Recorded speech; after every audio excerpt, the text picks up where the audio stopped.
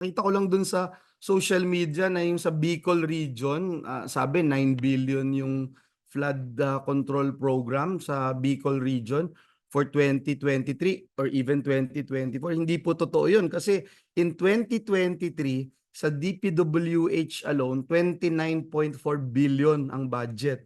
This year, for Bicol region 2024, ang budget for flood control ng DPWH ay 31.9 billion.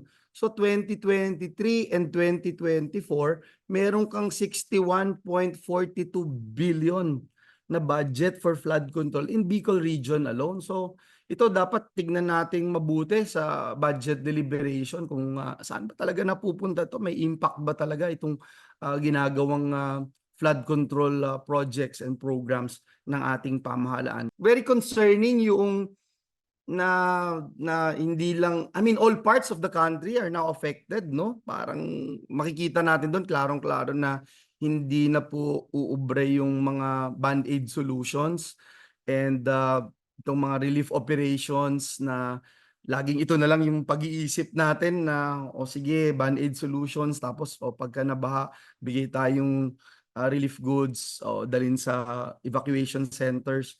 Hindi naman gusto ng mga kababayan natin nagpupunta sa evacuation centers or pumipila for relief goods. Kaya kailangan talaga, again, we reiterate yung call natin for a uh, integrated